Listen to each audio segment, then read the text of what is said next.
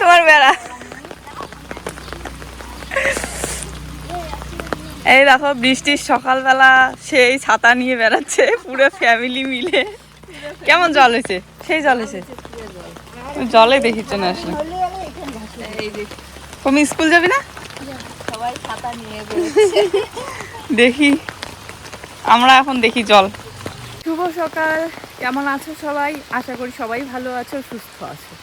Mood ভালো নেই, মন ভালো নেই, তারপরেও একটা হাসি মুখ নিয়ে ভিডিওটা শুরু করতে হয়। কারণ ঘুম থেকে উঠেই দেখি কি, এটা তো জানা কথা, রাত থেকেই তো বৃষ্টি হচ্ছে। এবারে আমার রান্নাঘরে যে কি পরিস্থিতি হচ্ছে সেটা তো আমি জানি। ইঁদুরটা মাটি তোলা বন্ধ করে দিয়েছে বলতে কি হয়তো অন্যদিকে চেষ্টা করছে, কিন্তু যেইখান থেকে মাটিগুলো সরানো হয়েছে সেখানটায় আর তুলেনি মাটি। ইঁদুরের গর্ত না কখনোই বন্ধ করা যায় না ঠিকঠাকভাবে। একদিকে ওই যে সুকেশের আগে কয়েকদিন আগে গর্তটা হলো, ওইদিকে বন্ধ করতে গিয়ে এখন হয়তো অন্য মানে ওই সাইডটাতে খুঁড়েছে।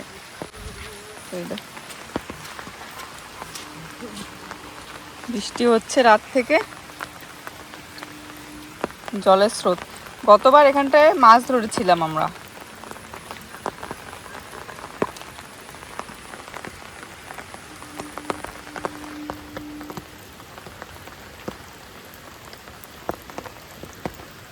সকাল সকাল উঠে ওরকম রান্নাঘরে তো আর কাজ করতে একদমই ভালো লাগে না। জুই এখনো ঘুমাচ্ছে,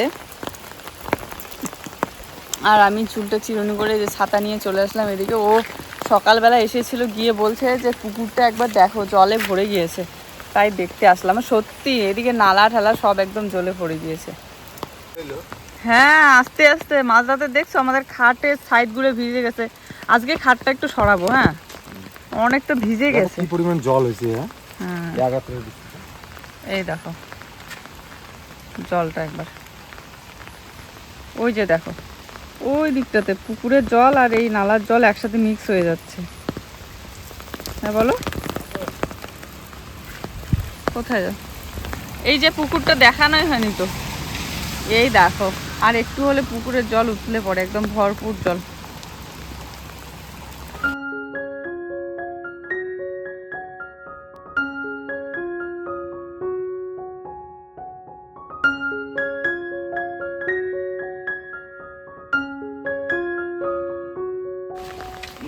আর তো নদীর দিকে দেখো, নদী তো মনে হয় উঠতে পুলটা। হ্যাঁ পুলটা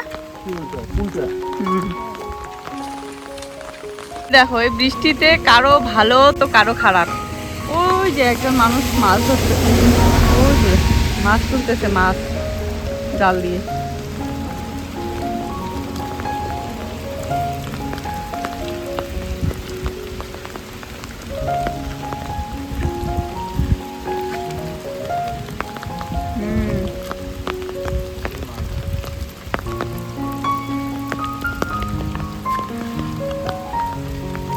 এটা হচ্ছে আমাদের হচ্ছে রাস্তাটার পাশে একদম যে নালাটা যেখান থেকে মাছ টাছ ধরে, নালার পাশের জমিগুলো। কি সুন্দর রাস্তাঘাটগুলো, কি দারুণ লাগছে জানো। কত সুন্দর লাগে বৃষ্টির দিন, কি সুন্দর একটা পরিবেশ, এদিকে আসতে একদম ভালো লাগছে। তো তবে বৃষ্টির দিনে কারো ভালো তো কারো খারাপ। আমার তো খারাপই, সর্বনাশ রান্নাঘরটা। আর এইদিকে দেখো মানুষ মাছ ধরতেছে জাল দিয়ে। আর এই নদীতে না, নদী না এটা, এই ভরা জলে না ওই মাছ যেমন তেমন করে মাছ ধরা যায় না, এগুলোর জন্য আলাদা ধরনের জাল থাকে। সুন্দর লাগছে পরিবেশটা। ওইদিকে তো পুকুরটা ভরতেছে, তার সাথে এদিকে এগুলো কিন্তু জমি, এগুলো কিন্তু নদী না। জমিটাই ওইদিকে একটা নদীর মতো আছে, ওইটাই নালা হয়ে গিয়ে এই জমিগুলোতে চাষ সেরকম একটা হয় না। শুধু রোয়া গাড়ার সময়, রোয়া মানে গাছটা ডুবে গেছে। হ্যাঁ, রোয়াগুলো সব ডুবে গেছে। এবারে এমন জলে দেখো একটা রোয়ার দানাও দেখা যায় না, ওই যে হালকা হালকা দেখা যাচ্ছে, মাথাগুলো দেখা যাচ্ছে। এগুলো সব নষ্ট হয়ে যেতে পারে না হয় জলের তলা থাকলে বন্যার সময় হয় না তো। এই জলটাই কিন্তু এই যে নালিটার মতো গেছে, এদিকে যেতে যেতে একদম আমার ওই বাপের বাড়ির পাশে একটা পুল আছে, ওই পুলটাতে আমরা সেই ছোটোবেলা থেকে ওই নদীতে স্নান করেছি, ওখান থেকে মাছ তুলে। এই যে বৃষ্টির দিন, আজকে বৃষ্টি হচ্ছে, এরকম খুব জল হলে না ওই পুল থেকে টনি জাল দিয়ে মাছ তুলি প্রতি বছর। আমরা, আমার বাবা তুলতো, আমার ভাই তুলতো, এখনো তুলে হয়তো।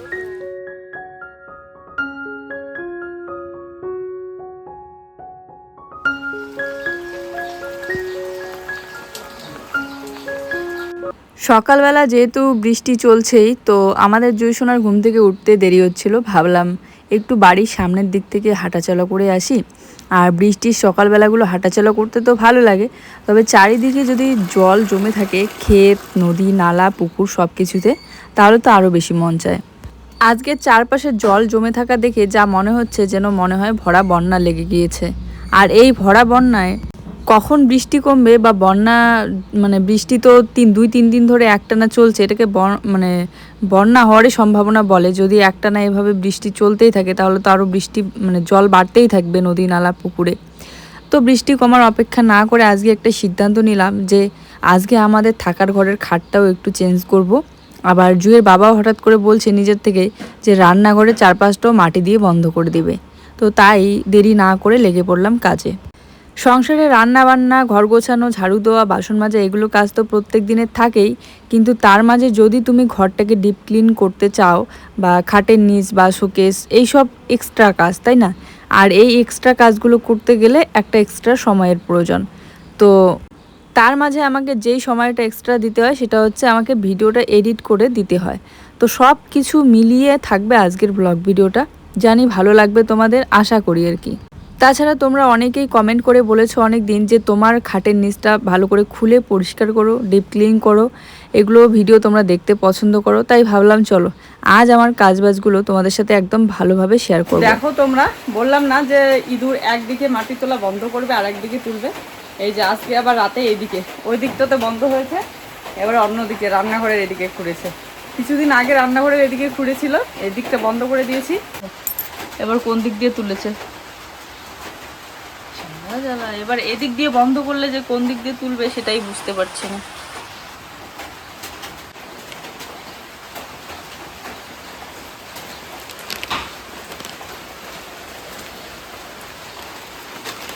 হয়তো বা আজকের ভিডিওটা একটু বড় হতে চলেছে, কারণ প্রচুর কাজ ছিল, তবুও কিছু কাজ হয়তো শেয়ার করা হয়নি, শ্যুট করিনি বলে। বেশ শরীরটা সুস্থ হচ্ছে, কিন্তু তবুও বেশি একটা ভালো নেই। যদি আরও 2 দিন অপেক্ষা করে এই কাজটা করতে পারতাম হয়তো বা আরও ভালো হতো, কারণ ঝাড়াঝাড়ি, ঘর গোছানো, এগুলোতে না ধুলা খুব হয়।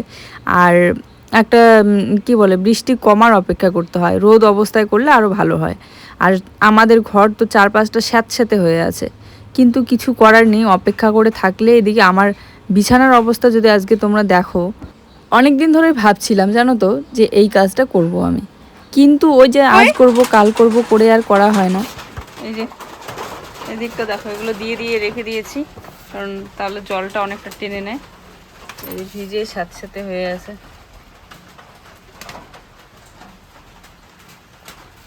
খাটটাই নষ্ট হয়ে যাচ্ছে আমার, ছাতা টাতা ধরছে,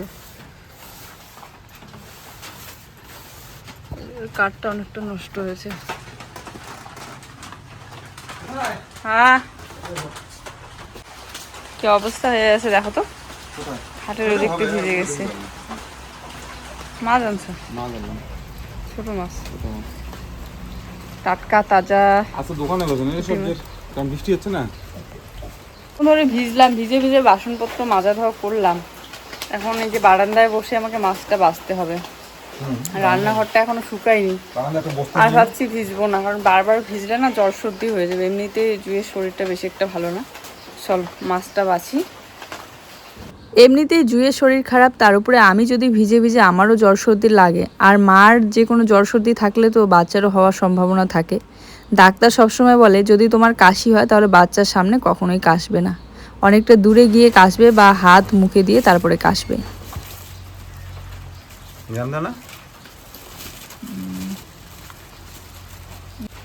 মা লাফাচ্ছে তুলুক তুলুক করে, সেই জ্যান্ত মাছগুলো।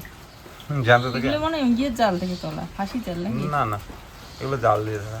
কি বড় বড়। তোমার এটা হচ্ছে দেখো চোপড়া মাছ। চোপড়া মাছ ভালো পাও, ওই জন্য চোপড়া মাছ আনছি। চোপড়া মাছকে আরো নাম বলে, কি নামটা মনে, নদীর মাছ বের হয়েছিল বুঝলা। এই মাছটাকে আরেকটা কি নাম যেন বলে, সবাই যেই নামে জানে, আমার ঠিক মনে পড়ছে না এই মুহূর্তে। কি যেন একটা বলে এই মাছটাকে। কি সুন্দর সুন্দর মাছ দেখো। কিন্তু আর ও নিয়ে এসেছে এখানে টমেটো, আলু। ও এগুলো কিন্তু নদীর মাছ না, কিন্তু দেখি কি প্যাকেট, মুড়ির প্যাকেটটা নিয়ে বসলাম মাছ কাটতে। জুসোনা এখনো উঠেনি ঘুম থেকে, ঘুমাচ্ছি। ভাবছি আজকে সব কাজ সেরে খাটটা একটু সরাবো, কারণ ওই দিকটাতে হাজার চেষ্টা করলাম বন্ধ করে দেওয়ার, কিন্তু জল আর কমে না। দেখা যাক যদি জায়গা হয় এদিক এদিক করার তবেই সরাবো। আগে মাপ নিয়ে দেখতে হবে। কোথায় মাপ নিয়ে দেখতে হবে।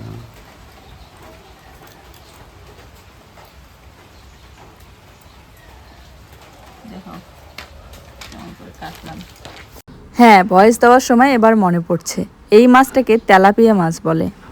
এই তেলাপিয়া মাছটা আগের থেকেই আমার ভীষণ পছন্দের, কিন্তু এই মাছটাতে কাটা অনেক থাকে, আর কাটতেও এভাবে যদি ভালো করে কাটতে যাও একটু সময় লাগে, কিন্তু খেতে দারুণ লাগে। আর এই মাছগুলোর মধ্যে যেগুলো লোকাল আরও ছোট ছোট হয় সেগুলো কিছু কালারফুল থাকে, দেখতে খুব সুন্দর লাগে।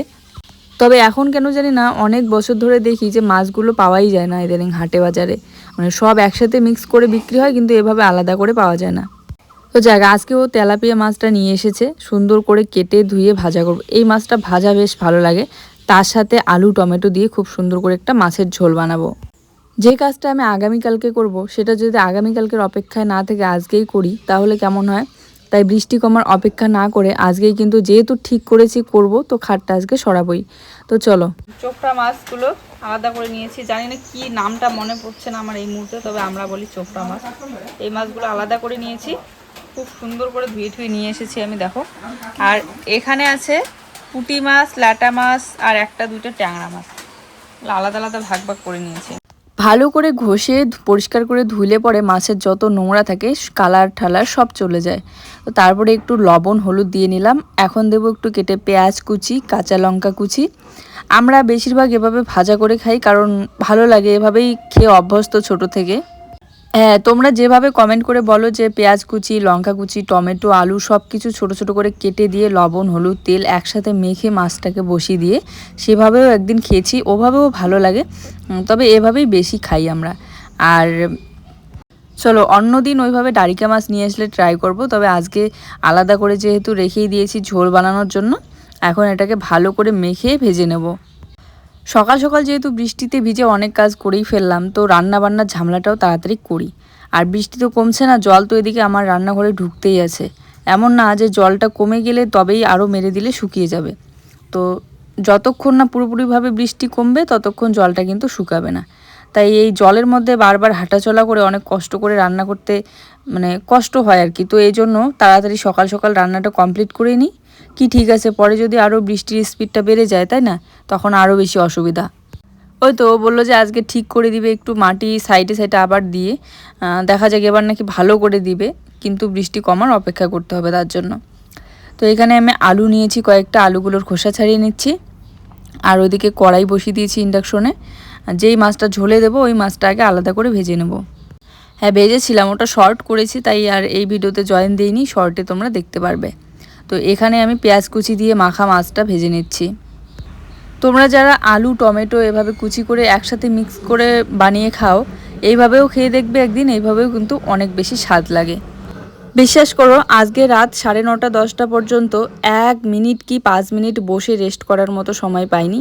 রেস্ট করা বলতে ওই জাস্ট মানে বসে বসে যে ভিডিওতে ভয়েস দিয়েছি এডিট করেছি এতটুকুই। তাছাড়া এই যে সকালবেলাতেই শুরু করেছি, সারাটা দিন কিন্তু কাজ চলতেই ছিল কন্টিনিউ, কারণ যেহেতু ওই যে বললাম না ঘর একটা ক্লিন করলে এক্সট্রা একটা কাজ থাকে। যতই ভাবি না কেন যে শুধু তো খাটটাই সরাসরি হবে, কিন্তু ওই খাটের নিচে যে কত ধরনের জিনিস আছে সেগুলো সরাইতে পরিষ্কার করতে অনেক সময় লাগে। যাক এখানে পেঁয়াজ কুচি করে কেটে নিচ্ছি মাছের ঝোলের জন্য। পেঁয়াজ বাটা করব, জিরা বাটা আর কাঁচা লঙ্কা বাটা দেব, আর টমেটোটা আর আলুটা এভাবে গোটাই দেব। এভাবে হাঁটাচলা করে কাজ করতে যে আমার মানে মনটা কেমন যেন লাগছে কি বলে বোঝাতে পারবো না। ওই জন্য এক জায়গাতেই দাঁড়িয়ে পা টিপে টিপে আমি কাজ করছি। এত পিছলা, যদি একবার পড়ে টড়ে যাই তখন তো মাথায় টাথায় লেগে যাবে।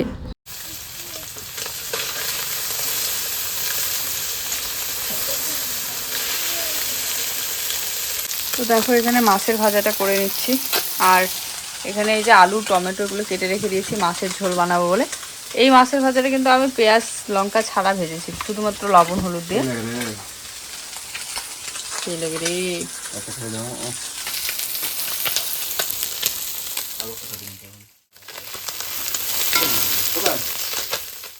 আমি যখন মাছ কাটছিলাম আর এই ছোট মাছ কাটতে যে কী পরিমাণে সময় লাগে তোমরা তো জানোই, তো তখন কিন্তু ওইদিকে চা করে নিয়েছিল আমাদের জন্য। কিন্তু এত ব্যস্ততার মাঝে আর চা খাওয়া হয়নি, ভাবলাম একবারই ভাতটা আগে বানাই, তারপরে মানে ভাত বসিয়ে দিয়ে বা সবজিটা বানিয়ে নেই তারপরে। আর মাছের ঝোলটা না বানালে কি হয়, মাছগুলো যেহেতু এত সুন্দর টাটকা তাজা, ভাজা করে না রাখলে আবার শরীর নষ্ট হয়ে যায়। আর যেহেতু ভাজা করলাম ওদিকে ঝোলটাও বানিয়ে ফেলি, তাহলে ওই আর কি সকাল সকাল আমার রান্নার কাজও শেষ হবে, ওদিকে জুইয়েরও সকালবেলা খাওয়া হবে। এই ভেবে তো বানালাম, কিন্তু সকাল থেকে সারাটা দিন গেল ও কিছুতেই একদমই খাওয়ার কথা শুনে না, শুধু ঘুমায় আর ঘুমায়।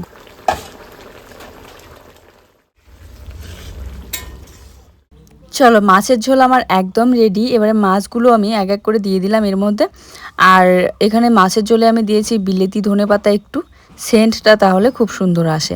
বিশেষ করে বৃষ্টির দিনে ঘন্ট করো বা যে কোনো সবজিতে, চাল কুমড়োর সবজিতে এই বিলেতি ধনেপাতা দিলে কিন্তু ভালো লাগে। এখন যেহেতু ওই ধনেপাতাটা পাওয়া যায় না, এত সাবধানে কাজগুলো করতে হচ্ছে, যদি একবার হাত পিছলে পড়ে যায় তাহলে তো সর্বনাশ। আর মাঝে মধ্যেই কিন্তু আমার এরকমটা হয়, যে কোনো খাবার বা সবজি হাত পিছলে পড়ে যায়। এই যে মাছ দিয়ে আলু টমেটোর ঝোল। আর একটা কথা, মাছের ভাজাটা কিন্তু যতটা কড়া দেখা যাচ্ছে, ওই কড়া করে ভাজিটিকে কিন্তু অতটা কড়া কিন্তু হয় না। মাছগুলো কিন্তু অনেকটাই নরমই থাকে। মাছের থেকে বেশি ওই মাছের ভাজার পেঁয়াজগুলো খেতে আরও বেশি ভালো লাগে। তো চলো এবারে গ্যাস ওভেন টোভেন ভালো করে মুছে পরিষ্কার করে রান্নাঘরের কাজটা কমপ্লিট করে রেখে দিই। প্রত্যেক দিন রান্নাবান্না করতে যেহেতু দেরি হয়, তাই আজ সকালবেলা রান্না কমপ্লিট হওয়া দেখে ও এসে বলছে যে আজকে আবার এত তাড়াতাড়ি রান্না কমপ্লিট।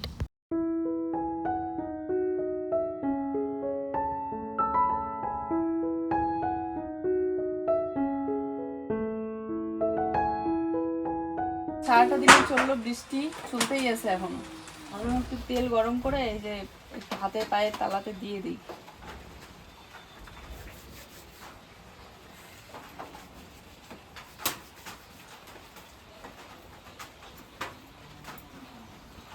জ্বর ঠারবেন নাই?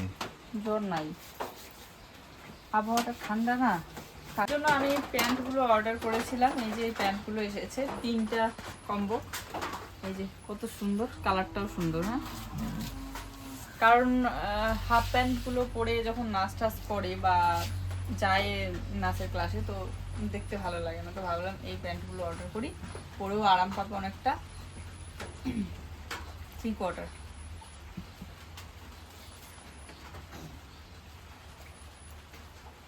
সুন্দর না? না দেখো তো, দেখো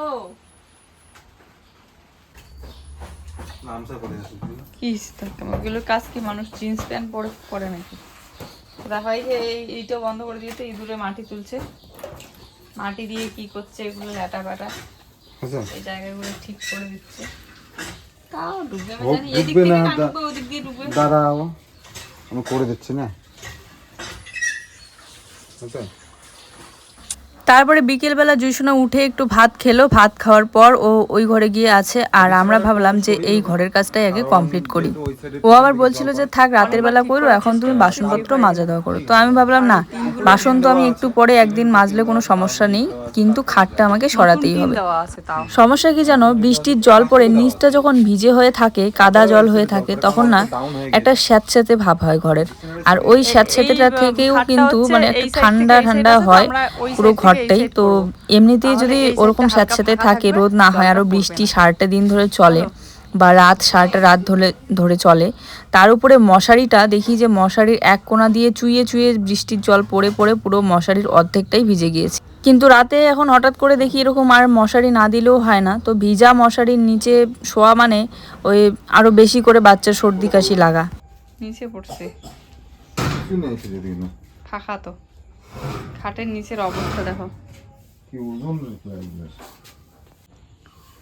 তো দেখো আমাদের খাটের কি অবস্থা, খাটের নিচ এই যে এই হচ্ছে পরিস্থিতি। হ্যাঁ, পুরো প্যাকেট যতদূর পর্যন্ত হাত গিয়েছে আমি পরিষ্কার করেছি।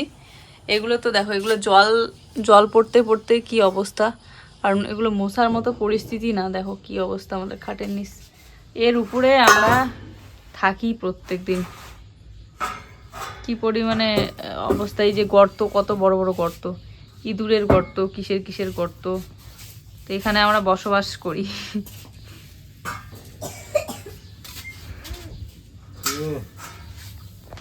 আমাদের এই খাটটা একবার ভেঙে গিয়েছিল, তারপরে জয়েন দিয়ে ঠিক করে নিয়ে এসে আবার সেট করে রাখা হয়েছে। তো এবার যদি আবার খোলা হয়, সব কিছু খোলার পর কিন্তু এই সাইড ওই সাইড করা যায়। জায়গাটা যেহেতু অনেকটা চাপা, এক ফোঁটা ওইদিক আর এদিক ঢোকার মতো জায়গা নেই। আর যেই সাইডে জানালাটা লাগানো আছে সেই সাইডের টিনটা কিন্তু পুরোটাই খোলা বলতে গেলে। একটা যদি পুরো জোরে ধাক্কা দেওয়া হয় তাহলে খুলে পড়ে যাবে। জুই বাইরে বসেছিল, ওকে বললাম একটু ওইদিকে যাও কারণ ধুলা হচ্ছে খুব। তারপরে কিন্তু আমার কথা মতো চলে গেল ওইদিকে। আর দেখো এই কোণাটার কি অবস্থা, দেখেই জাস্ট কেমন গা গিনগিন করছিল, কিন্তু ভিতরে ঢুকতে পারি না বলে পরিষ্কারও করতে পারি না। একটা খাট খুলে তারপরে জয়েন দেওয়া, এটা কিন্তু 5-10 মিনিটের কথা নয়, আর মুখের কথাও নয় যে প্রত্যেক দিন খুলবো আর পরিষ্কার করব। এই যে পুরো টিনটা জানালাটা সব কিছুই নড়ে, কারণ নিচের কাঠগুলো নষ্ট হয়েছে পচে। আর আমাদের ঘরের আগের টিনগুলো না, সামনাটা যেমন টেবিলের সামনাটা, পুরো ঘরটারই এরকম অবস্থা ছিল, ওয়ালগুলো। তো সব কিছুই ঠিক করা হয়েছে কাঠ টিন দিয়ে পেরেক লাগিয়ে, কিন্তু এই সাইডটাই শুধু ঠিক করা হয়নি কারণ কাঠ ছিল না ওই মুহূর্তে। আগে যদি ঝড় হতো বা হাওয়া হতো পুরো ঘরটাই যেন দুলতো, তবুও এখন অনেকটা মজবুত হয়েছে। তো এই সাইডটাও ভাবছি যে ঠিক করব, কারণ কতদিনই আমাদের ঘর কমপ্লিট হবে, তার অপেক্ষায় এভাবে তো রাখা যায় না। তো আজ যেহেতু খাটটা খুললামই, পুরো একদম মাকড়সার জাল ঠাল ঝিরে ঝুরে, ও বলছে যে ট্রাঙ্কটা সরাতে হবে না। বললাম না, ট্রাঙ্কটাও সরিয়ে ভালো করে ট্রাঙ্কের নিচটা পরিষ্কার করি। তাছাড়া ট্রাঙ্কটা খুলে দেখতে হবে যদি সাপ টাপ ঢুকে থাকে, যেহেতু একটু ফুটা ছিল উপরের দিকটা, ওখানে একটা ওই বোর্ডটা দিয়ে রেখে দিয়েছি, দেখতেই পাচ্ছ। এদিকে কোমর আর সায় দিচ্ছে না, কারণ সকালবেলা থেকে শুরু করেছি, ননস্টপ কাজ চলতেই আছে। আবার এটা ভেবে ভয় লাগছে যে রাত হলেও আমাকে 1 গামলা বাসন এখনো মাজতে হবে। তো এগুলো ফেলে রাখলেও আবার একা করতেও পারবে না, কারণ ধরাধরি করতে লাগে। ট্যাঙ্কের বলে খাটের নিচ থেকে সব কতগুলো খেলা দিয়ে আসলাম। এত নোংরা হয় আমাদের খাটটা, কেন এত চাপাতে পড়ছে না, পরিষ্কার করা যায় না নিচে না? পরিষ্কার করে না, কতদিন থেকে পরিষ্কার করে না, পেন্সিল নাই সময়, যতদিনে খাট বসেছে তারপর থেকে কোথায় পরিষ্কার। এগুলো মুছতে হবে। কি অবস্থা, জং ফং লেগে দাগ ভরে ভরে নষ্ট হয়ে যাচ্ছে কোন দিকে তুমি বসবো? সব জিনিস। এই সাইডে, ওই সাইডে ওই মাথাটা থাকবে ওই সাইডে, আর এইটা থাকবে এই সাইডে। ঈদ বসো, কোথায় বসবো? এই খাটটা খোলাখুলি করলে আরও ঝামেলা আছে, তাই কিন্তু না খুলে আমরা দুজনে মিলে অনেক চেষ্টা করার পর এই দিক থেকে ওই দিক সরাতে পেরেছি, ধাক্কি দিয়ে তারপরে। কারণ এই জন্য সম্ভব হলো, কারণ ওই সাইডের যে জানালার টিনটা আছে, ওই টিনটা যেহেতু খোলা অনেকটা, তাই ওদিকে সরে গিয়েছিল, তখন সরালাম। তো দেখো খাটের নিচটা তো পরিষ্কার করা হয়ে গেল। এবারে খাটের যে ডাসাগুলো আছে, মানে এই যে স্টিলগুলো, এগুলো না মুছলে একদমই পরিষ্কার হচ্ছে না, এত মাকড়সা জাল ধুলা দিয়ে ভরে গিয়েছে।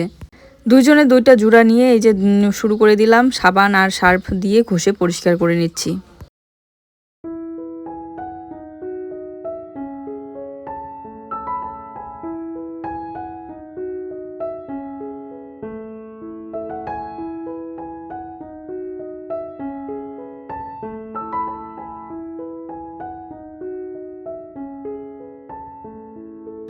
তারপরে শুকনো একটা গামছা দিয়ে মুছে নিচ্ছি, কারণ জলটাও শুকানো প্রয়োজন আছে।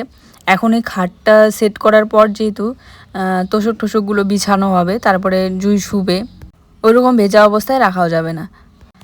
আগে তো প্রথম অবস্থায় এই খাটটা ছিল না, তখন ছোট একটা খুঁটা ছিল, মানে আমরা খুঁটা বলি, অনেকে চৌকি বলে বা ওই খাটও বলে অনেকেই।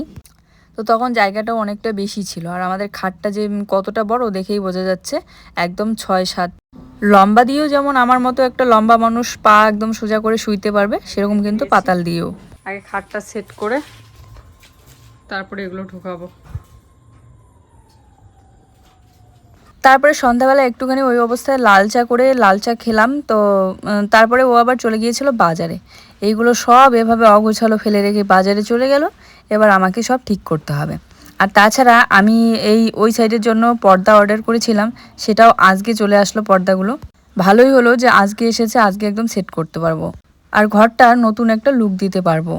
তবে আমার মনে হচ্ছে খাটটা এই সাইড আর এই সাইড করাতে কিন্তু দেখতে বেশি ভালো লাগছে।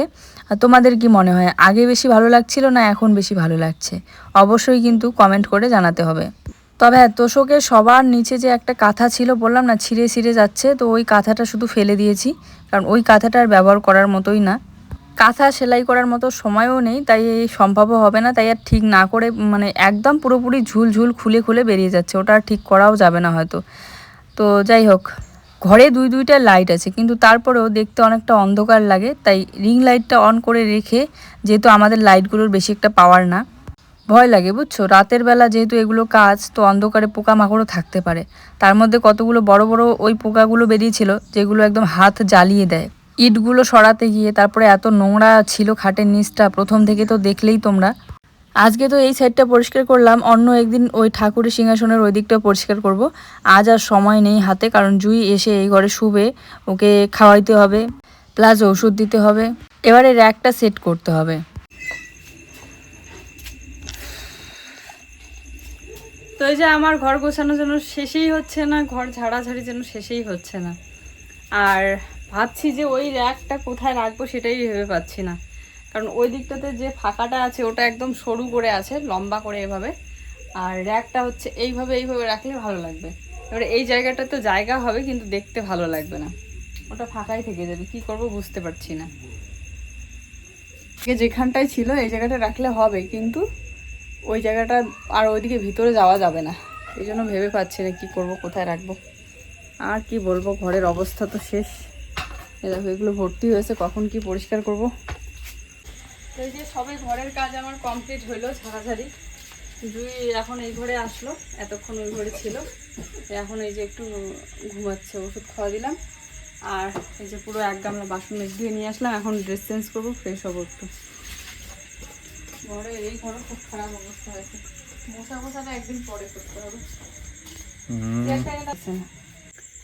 তো বন্ধুরা, খাটটা এদিকে রাখার পর কিন্তু এই জায়গাটা থাকবে, এই জায়গাটা শুরু হবে তো এরকম করে। হ্যাঁ, এই ঘরের জন্য আর খরচ করতে না করতে চেয়েও আমাকে করতে হয়, কারণ যেহেতু ভিডিও করি, ব্যাকগ্রাউন্ডের জন্য আমাকে করতে হয়, মাঝে মধ্যে শর্ট বানানোর জন্য বা প্রয়োজন পড়ে আর কি। দেখো দেখতে কেমন, মানে রংটাই প্রথমেই ভুল রং করে ফেলেছি, তো এখন তো কিছু করার নেই, আরও রং চেঞ্জ করা মানে আরও অনেক টাকার খরচ। তো এই জন্য রং না করে আমি ভেবেছি যে পর্দা দিয়ে নিই।